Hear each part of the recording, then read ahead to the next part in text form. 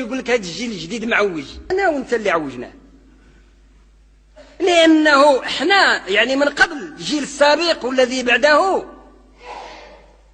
كان كيعرف شي حاجه سميتها عيب، وكان كيعرف بانه المنكر سميتو منكر والمعروف معروف، فإلا بغى يتصرف واحد التصرف قبيح كيضرق على والديه.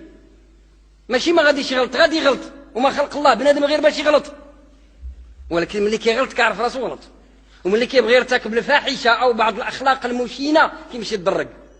اما لما الابناء يجاهرون بالمعصيه وقدام والديهم، فمعنى ذلك اذن انك تقر ابناءك على خلع ستر الحياء.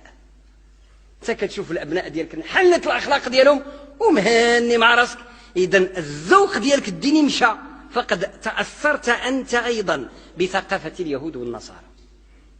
وفعلا الوضع ديال الاسره المسلمه في اوروبا وضع خطير، لان اول شيء كيتهرس لها في الدماغ معاني ديال الحياة. اول حاجه كتهرس في الدماغ ديال الاسره المسلمه في اوروبا المعاني ديال الحياة والقيم ديال الاخلاق، ان ماشي سهل.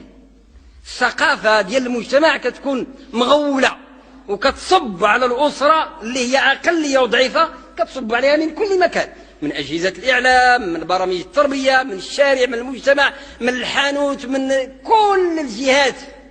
كتبقى جهه وحده هي ديالك انت، ديالك مفتوحه، انت ما حاضيش جهتك، والجهات كلها تحارب الثقافه ديالك وديال الوالدين ديالك، فيدمرون الحياء في الابناء والبنات.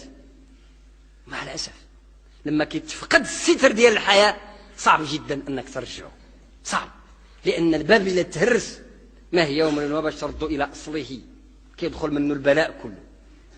ولذلك راه كيبقى المؤمن والاسره المسلمه بخير ما دام ان قيم الحياء والاخلاق مستمره فيها. واخا يغلطوا على الاجيال اللي كانت ما كانوش كيغلطوا، معروف الفظائع والمنكرات كانت موجوده في المجتمع، ماشي عاد دابا كتكون، ولكن كان الناس يتسترون بالمنكر، اللي بغى يدير شي فضيحه كيمشي يستر راسه، وهذه ايجابيه ومهمه. لكن حينما يتبجح الناس بالمنكر ويعلنون به في الطرقات والشوارع، معنى ذلك انهم ما بقاوش كيامنوا به. ها المشكل فين كاين؟ ما بقاوش كيامنوا بان هذا سميتو منكر ولا سميتو موضه ولا سميتو حضاره ولا سميتو تقدم. هذا خطر، دمر الثقافه اذا الدينيه في ذهن الانسان، وصعاب بواحد الشكل كبير ترجعوا للاصول ديالو. ولهذا الاب ما غادي يخسر والو لما يبدا يعلم الطفل ديالو من البدايه بان هذه يا ولدي عيب ما كنديروهاش، هذه يا بنتي عيب ما كنقولوهاش. ولكن الاب منسحب انسحاب كلي، غايب غياب تام من الاسره ديالو. اذا ما كانش هو كيشجع ديك الخروقات وكيمارسها هو على مرعى ومسمع من ابنائه وبناته، اذا انتهى.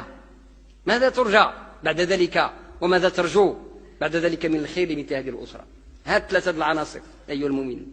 الأسرة المسلمة في المغرب وخارج المغرب، إنما طبعا اللي برا عندهم مشكل أكبر، العربية، القرآن الكريم، أخلاق الإسلام. أخلاق الإسلام وعلى رأسها الحياة.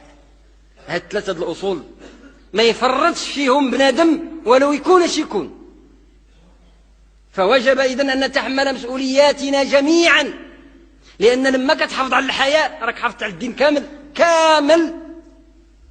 لما تحافظ على القرآن راك ضمنت له المصدر باش يعبد الله ولو كان فاسقا، واخا يكون فاسق يشرب الخمر ويزني ويفعل المنكرات كلها، ولكن كيعرف يقرأ القرآن بإذن الله. نهار يقدر الله يرجع كيلقى الرجوع سهل وعنده الإمكان. والقرآن ماشي سهل، فايت قاري القرآن وعنده علاقة به، راه القرآن بحال مطرقة نهار ويدق له في الدماغ. فإذا كان يشرب الخمر أو يزني في القرار ديال القلب ديالو راه ما راضيش على نفسه، وهذه ظاهرة جيدة. أما ما كيعرفش القرآن، ما كيعرفش الله، لأن القرآن هو كتاب الله وكلام الله. كيفاش بغيتو يرجع؟ واللغة هي القناة، هي ذاك الدواز ديال الخير وديال الشر. لما كتضمن له الحد الكافي من العربية الفصحى، الحد الكافي باش يقرأ القرآن، وتضمن له اللغة ديالو البلدية الشعبية اللي هي العامية ديالو، فالواجب ديالك راك درتو.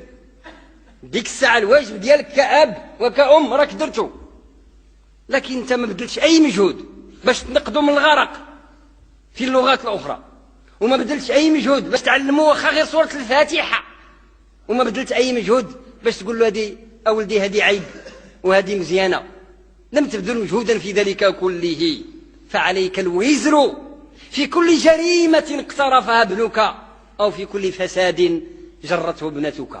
عندك حقك ب100%، ماشي ب50%، ب100%. نسأل الله العافية لنا ولكم. نعود إلى حديث الرسول عليه الصلاة والسلام الوارد قبل: كل مولود يولد على الفطرة فأبواه يهودانه أو ينصرانه أو يمجسانه. فأبواه، وسند الفعل لفاعل الأبوين،